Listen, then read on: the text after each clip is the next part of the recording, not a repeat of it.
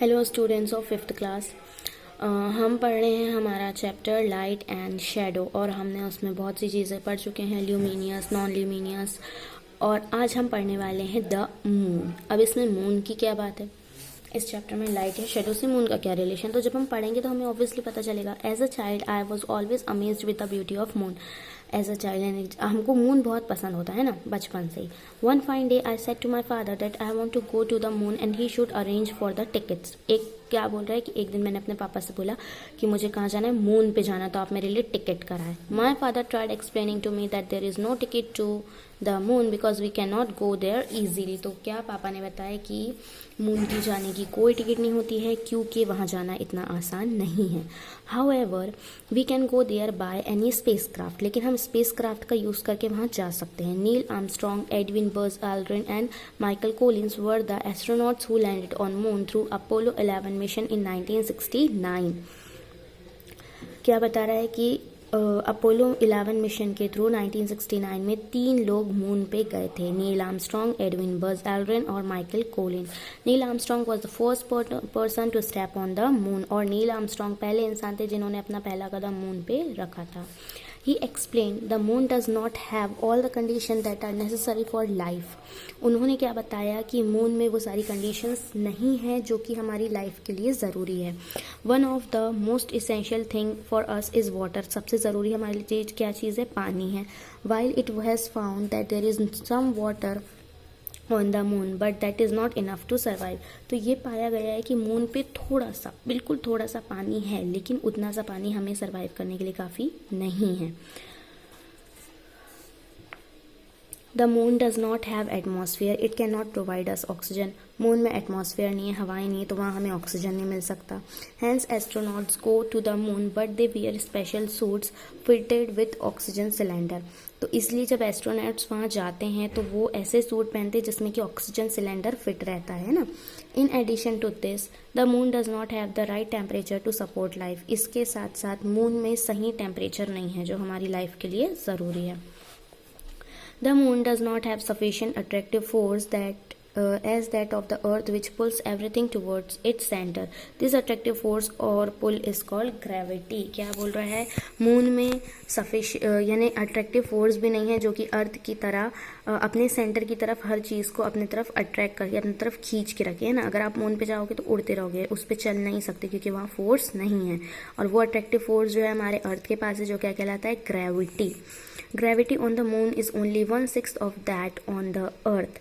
अर्थ के मुकाबले जो मून पे ग्रेविटी है वो अर्थ की ग्रेविटी के मुकाबले सिर्फ उसका 1/6 पार्ट है। यानी कि this means that if you can jump 1 meter high on the surface of the earth, you can jump 6 meter high on the surface of the moon. यानी कि अगर आप अर्थ पे जंप कर रहे हो, कूद रहे हो, तो आप 1 मीटर हाई जंप कर रहे हो।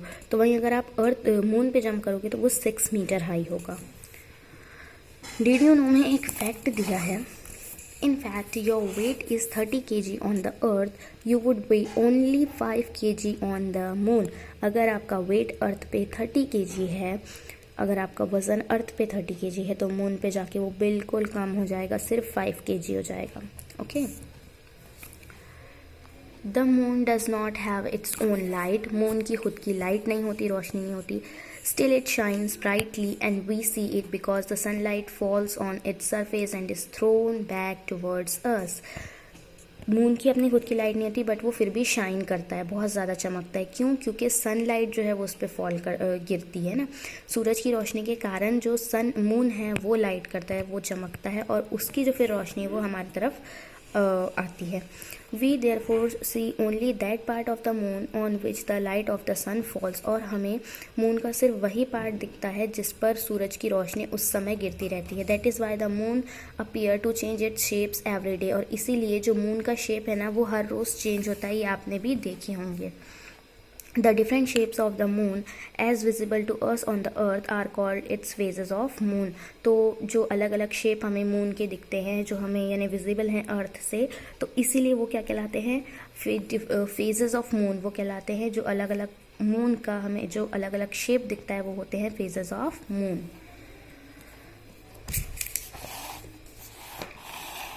नेक्स्ट देखिए, The moon is our nearest neighbor in the space. It is about 384,000 kilometre 384,000 kilometre away. जो मून है वो हमारे से सबसे पास में, स्पेस में मतलब हमारे पास जो सबसे ज़्यादा है वो मून है। The moon is a lifeless place, पर मून में लाइफ नहीं है। इट हैज़ नो एयर और वाटर, वहाँ पानी या हवा नहीं है। Its surface is covered with rock and dust, उसकी जो सरफेस है वो पूरी धूल मिट्टी से भरी हुई है। There are tall mountains and flat plains on the moon, moon पे क्या है, बहुत बड़े बड़े पहाड़ हैं और फ्लैट प्लेन्स हैं। There are also large round ditches called craters, वहाँ पे बड़े बड़े गोल गोल ऐसे छोटे छोटे से गड्ढे भी जो क्या कहलाते हैं, क्रेटर्स कहलाते हैं। Some craters are 100 of kilometre wide, और कुछ तो क्रेटर्स 100 किलोमीटर की दूरी तक फैले हुए हैं। They are made due to the falling of large rocks on the surface of the moon, और ये क्रेटर्स क्यों बने हैं, क्योंकि बहुत बड़े बड़े पत्थर जो हैं वो मून पे गिर जाते हैं और उनकी मून की सरफेस पे गिरते हैं और उनके कारण क्या बन गए यहाँ, crater. There are light and dark areas on the surface of the moon, moon की सरफेस पे डार्क और लाइट दोनों एरियाज है। The dark areas are plains and the light ones are mountains, जो डार्क एरियाज हैं वो planes हैं और जो लाइट वंस हैं वो क्या, जो लाइट हैं जो हल्के हैं वो क्या है, माउंटेन है। Due to the lack of the atmosphere and water its surface is very dry, और क्योंकि वहाँ की जो एटमॉस्फेयर वहाँ बहुत कम है और पानी नहीं है, इसलिए वहाँ की सरफेस बहुत ज़्यादा सूखी है। ठीक है, इतना सब मून के बारे में हमने पढ़े। तो मून से शैडो का ये कनेक्शन है कि जब सूरज की किरणें उस तक पहुंचती हैं तब जाके हमें वो विजिबल होता है ना, तो इस तरीके से उसकी रोशनी हम तक पहुंच पाती है। अब आइए लेट्स ट्राई 3 पे। Fill in the blanks the. Large round ditches on the moon are known as, जो बड़े बड़े डिचेज हैं, जो गड्ढे हैं लार्ज मून पे, वो क्या कहलाते हैं, craters. The force which pulls objects towards the centre of the earth is gravitational force, वो फोर्स जो हम हर चीज़ को अर्थ के सेंटर की तरफ खींचता है वो क्या है, gravitational force. The gravity of the moon is 1/6 of that of the gravity on earth, moon पे जो ग्रेविटी है वो अर्थ की ग्रेविटी के सिर्फ 1/6 पार्ट है। There is absence of air and water on the moon, चांद पे क्या नहीं है, हवा और पानी। Astronauts carry oxygen cylinder on the moon for breathing, astronauts जो होते हैं वो ऑक्सीजन सिलेंडर ले जाते हैं अपने साथ ताकि वो मून पे सांस ले सके, क्योंकि वहाँ ऑक्सीजन अवेलेबल नहीं है। Due to the absence of atmosphere it is extremely cold और हॉट ऑन द मून, क्योंकि वहाँ मून पे एटमॉस्फेयर नहीं है इसलिए वहाँ या तो बहुत ज़्यादा ठंडा या बहुत ज़्यादा गर्म होता है। ठीक, इसके आगे जो हमारा टॉपिक है स्टूडेंट्स वो हम पढ़ेंगे हमारे नेक्स्ट वीडियो से। आई होप आज का सेशन आपको पसंद आया हो और समझ में आया हो। सो अगर ना आया हो तो आप लोग मुझसे फिर से पूछ सकते हैं। I will explain you one more time. Till then bye of you and take care.